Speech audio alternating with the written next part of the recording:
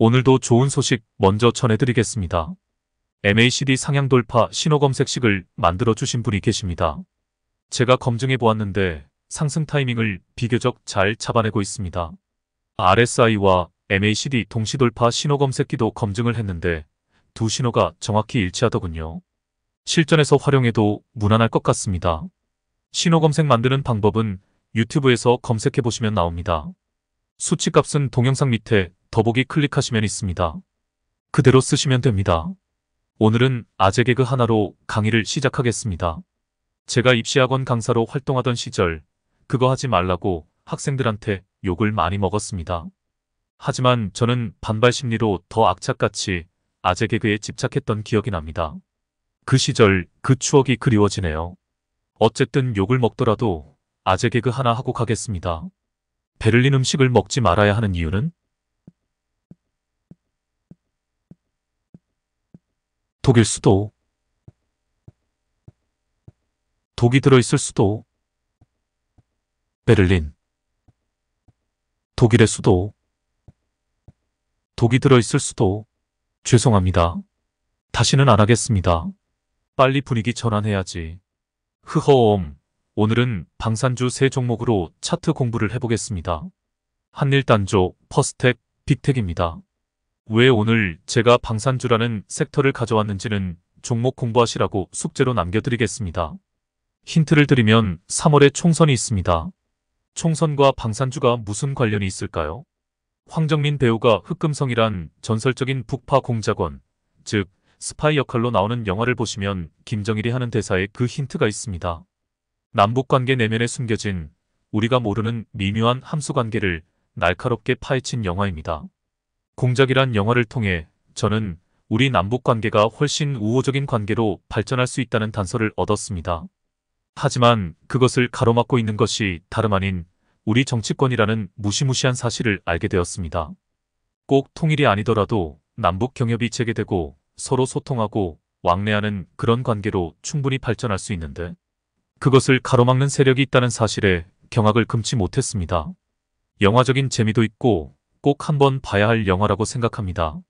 종목 공부도 할 겸 찾아서 보시길 바랍니다. 먼저 한일단조 차트를 보도록 하겠습니다. 아, 내 정신 좀 봐. 죄송합니다. 오늘의 강의 주제가 이게 아니었는데. 벌써 치매인가? 왔다 갔다 하네요. 오늘의 주제는 따로 있습니다. 그걸 해야겠습니다. 일단 방산주, 즉 한일단조, 퍼스텍, 빅텍은 꼭 종목 공부도 해두시고 차트 공부도 하시길 바랍니다. 세 개가 모두 차트상에서도 너무 좋은 그림이 나왔습니다. 그리고 구독자 한 분이 추천해서 이치한불이란 종목도 제가 검토해봤는데 차트가 좋더라고요. 하지만 이거는 화장품주로서 아직 이슈는 없습니다. 관심 종목에 넣어두시고 관찰해 보시길 바랍니다. 중국과의 수교 재개 등등의 뉴스가 나오면 바로 튑니다. 그럼 오늘의 주제로 가보겠습니다. 오늘은 주린이들을 위한 특강으로 강의의 주제를 설정해 보았습니다. 주식시장에 처음 입문하는 주린이들을 현혹하기 위해 장사꾼들이 별별 매매법을 소개하고 있지만 제가 볼 때는 다 개수작입니다. 제가 과격한 말을 쓰더라도 이해해 주시길 바랍니다. 그만큼 제가 이 시장의 사기꾼들을 혐오하기 때문입니다. 그냥 제가 느끼는 감정을 솔직하게 표현한다고 이해해 주시길 바랍니다. 지난번에도 한번 이야기했지만 저는 입시학원 강사로 오랫동안 활동했던 사람입니다. 비록 사교육이기는 했지만 그래도 교육 분야에서 일을 하고 있다는 자부심을 한 번도 잊은 적이 없습니다. 그래서 눈높이 교육을 위해 늘 학생들 입장에서 생각하려고 노력했었습니다. 지금도 마찬가지입니다. 제가 주식 강의를 하고 있지만 시청자들 입장을 고려하여 영상을 만들려고 늘 노력하고 있습니다. 그런데 최근에 충격적인 댓글을 하나 보게 되었습니다. 댓글에 뭐라고 쓰여 있었는 줄 아십니까? 이렇게 쓰여 있었습니다. 근데 선생님 차트가 너무 정신없어요. 이 글을 보자마자 아차 싶었습니다. 제가 지난번 영상에서도 말씀드렸듯 주식 투자는 복잡하면 복잡할수록 잘못된 길로 나아가는 것입니다. 아주 심플하고 단순하게 접근해야 합니다. 상승 초입에 사서 고점에서 팔면 그만입니다. 이것 이외에 다른 아무것도 필요 없습니다. 그래서 오늘은 주식 투자가 얼마나 단순한 게임인지를 설명드리면서 이에 맞는 차트 설정법도 강의를 하도록 하겠습니다. 한화 에어로스페이스란 종목입니다. 제가 봐도 진짜 차트가 정신이 하나도 없습니다. 물론 저는 이 차트에 익숙해 있지만 이것을 처음 본 주린이 입장에서는 끔찍하게 보일 것이라는 것을 미리 염두에 두지 못한 것입니다. 그래서 앞으로 강의할 때 이 차트로 강의하더라도 지저분한 거 다 지우고 심플하게 차트를 재정비하도록 하겠습니다. 그래서 제가 스스로 개발한 차트를 소개하겠습니다. 이것은 주린이뿐만 아니라 중수, 고수들도 충분히 활용할 수 있는 차트라 생각합니다. 바로 이것입니다. 제가 다 속이 시원합니다. 제가 설명하기 좋게 앞부분만 일단 잘라서 보겠습니다. 다른 것은 다 지우고 빨간 선, 즉 1일 이동평균선과 제가 쓰고 있는 하늘색 선 그리고 역시 제가 쓰고 있는 60일 이동평균선만 남겨두었습니다. 캔들까지 모두 지워버렸습니다. 1일 이동평균선이 캔들을 대신한다고 생각하시면 될 것 같습니다. 이렇게 연상하면 훨씬 이해가 쉽습니다. 빨간 선이 막내 동생입니다. 하늘색 선이 작은 형입니다. 녹색 선이 큰 형입니다. 그럼 큰 형은 밖에 볼 일 있어서 나갔다고 생각하고 일단 지워놓겠습니다. 막내인 1일선은 주가의 흐름을 민감하게 나타내고 있습니다. 반면 작은 형인 하늘색 선은 주가의 흐름을 느긋하게 표현하고 있습니다. 하늘색 선을 기준선으로 생각해보면 이 기준선 위아래로 붉은 선이 요동을 칩니다. 비유를 하자면 작은 형 주위에서 까불고 있는 막내 동생이 연상됩니다. 그래서 하늘색 선이 묵직하게 주가의 큰 흐름을 보여준다고 볼 수 있습니다. 그럼 제가 질문을 드리겠습니다. 이 두 선의 교차 지점, 즉 골든 크로스를 찾아보시길 바랍니다. 짜잘한 부분은 무시하고 크게 두 지점만 찾아보시길 바랍니다.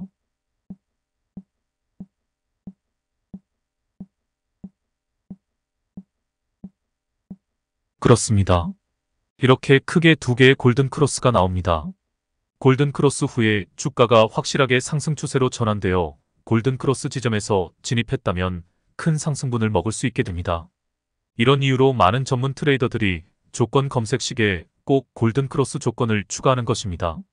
이런 식으로 단기 이평선이 장기 이평선을 돌파하는 검색식만 잘 만들어 놓으면 1년 내내 꿀을 빨며 매매를 즐길 수 있습니다. 이제 앞으로 우리 주린이들은 다른 거 다 신경 쓰지 말고 차트상에서 이 부분이 나오는 종목만 찾아다니면 되는 것입니다. 오늘 강의를 다 듣고 나서 반드시 잠들기 전에 이 차트를 만들어 놓으시길 바랍니다. 차트 만드는 방법은 밑에서 설명하겠습니다. 그러면 이제 데드크로스 지점을 찾아보시길 바랍니다.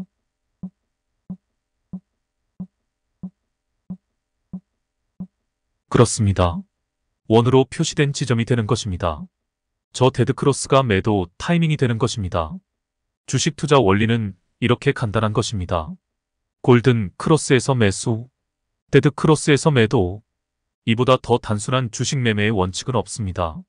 제가 하늘색 선 안으로 들어올 때 매도 타점을 잡으라는 것이 바로 이 원리입니다. 그런데 문제가 하나 남아 있습니다. 상승 추세가 보장되어 있지 않는 지점입니다. 즉 박스 구간입니다. 이 차트에서도 박스 구간이 두 번 나옵니다. 요렇게 두 번 나옵니다. 그런데 이렇게 생각하시면 오산입니다. 박스권 후에 모든 주가가 다 상승하는 것이 아닙니다. 이 차트에서 두 번째 박스권이 끝나는 지점에서는 상승이 나오지만 첫 번째 박스권이 끝나는 지점에서는 주가가 하락세에 접어들게 됩니다. 박스권 공략에 대해서는 차차 설명하겠습니다.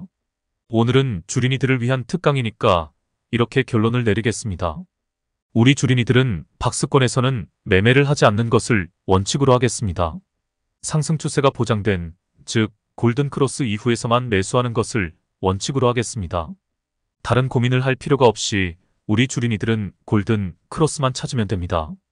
설령 다른 차트에서 공부를 하더라도 타점을 잡기 애매한 부분이 생긴다면 이 차트로 와서 확인하는 것입니다.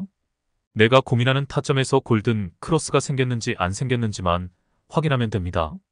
이제 우리 주린이들도 100%짜리 타점을 잡는 요령을 터득한 것입니다. 제가 저 하늘색 선을 만들어내는데 한 달이란 기간이 걸렸다고 말씀드렸습니다. 그만큼 공을 들인 만큼 확실한 선입니다. 이제 외출했던 큰 형이 돌아왔습니다.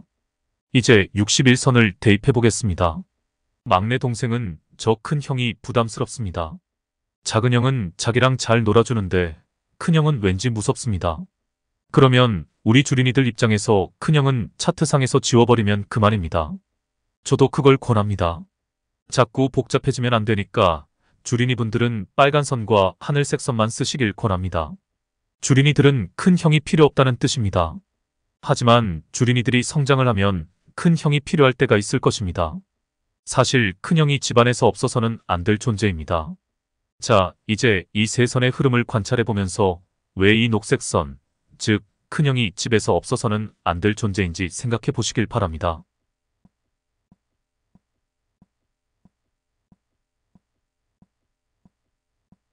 뭔지 모르지만 큰형은 밑에서 묵직하게 받쳐주고 있다는 느낌을 받습니다.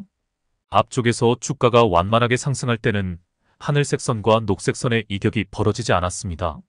즉 집안에 큰일이 벌어지지 않으면 큰형은 별로 존재감이 없습니다. 하지만 뒤쪽에서 상승 각도가 급해질 때는 두 선의 이격이 점점 벌어지는 것이 보일 것입니다. 즉 두 선의 역할이 달라진다는 것입니다. 이렇게 연상하면 재미있습니다. 옆집과 주차 문제로 시비가 붙었습니다. 일단 작은 형이 나갔습니다. 막내는 작은 형 뒤에 숨어서 상황을 지켜봅니다. 큰 형은 뒷짐을 지고 상황을 관찰하고 있다가 작은 형이 기세 싸움에서 밀릴 것 같으면 한마디씩 툭툭 던지며 작은 형을 지원하고 있습니다. 결론적으로 말해서 하늘색 선이 1차 지지선이고 녹색 선이 2차 지지선의 역할을 합니다. 그러니까 매매를 할 때 박스권에서 2차 지지선이 무너지지 않으면 버텨도 된다는 뜻입니다. 이 차트에서도 살짝 2차 지지선을 벗어나기는 했지만 크게 밀리지는 않았습니다.